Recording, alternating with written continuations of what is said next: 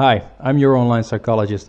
Welcome to this week's session. This week's session is a day late because I got some new equipment today for the camera, which I really wanted to use in the next session, this session.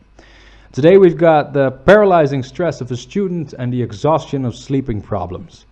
Let's go to the student first, who we'll call studying Sandy. Sandy writes, almost every time I'm studying, doing my homework, I start to stress so much that I get overwhelmed and don't see any way I can make the deadline.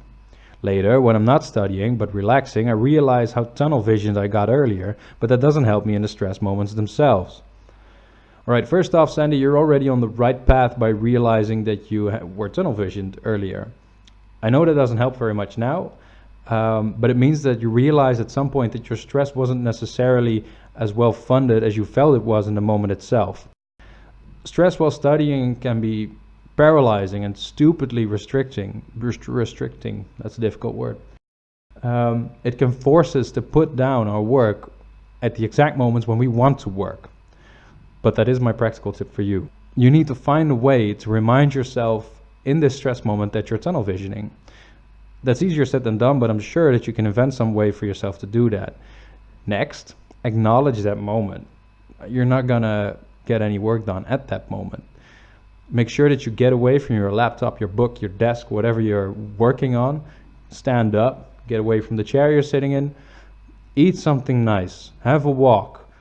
Cleaning is even okay. Whatever it takes to just get you away from that desk, book, laptop for 10 to 15 minutes. That's enough to get you out of the whole tunnel vision mindset. I promise you that this will allow you to continue working within a short period of time. Force yourself to do that whenever the stress meter breaks to the roof again, and I'm sure you can get to it and you can make the deadlines.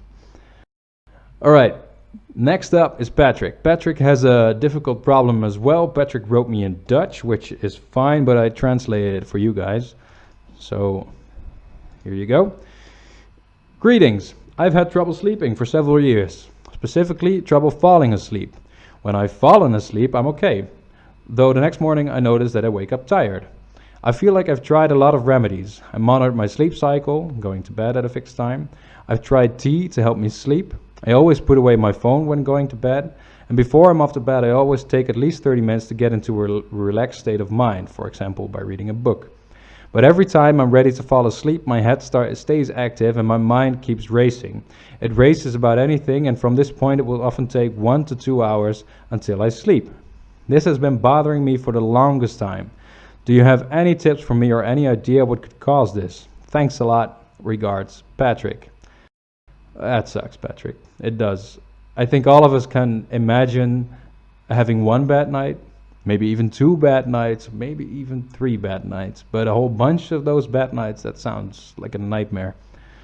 First off, not for Patrick himself, but for everyone who's watching, I'd like to point out that Patrick has tried a lot of remedies, and that tells us how motivated he is to solve this problem. That's always a nice thing to hear. Or that he's bothered by this problem so much that he tries anything. Maybe both. There are 2 things I'd like to mention in answering your question. The first one is the most cognitive behavioral approach, and that's to make a diary. Write up a table in which you write down when you went to bed, what time you woke up, and leave in some space for what happened the day before, what you ate for dinner the day before, and how much coffee you had the day before.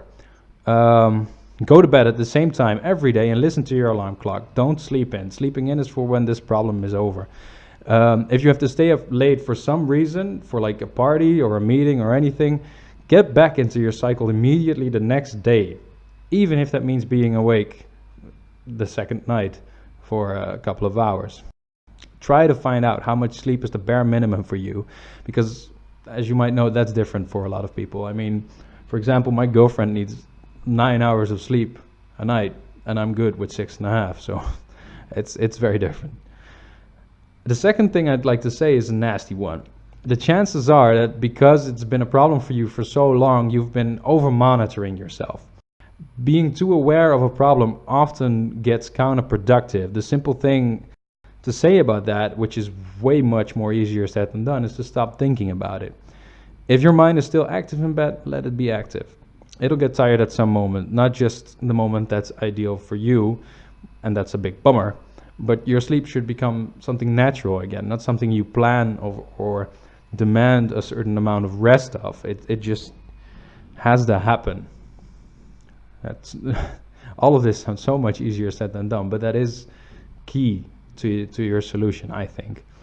Also, refraining from sugar and carbs for dinner or after dinner might help a bit too, but that's different for a lot of people as well. I hope any of those 2 points hold any valuable information for you and that you might sleep well soon again, Patrick.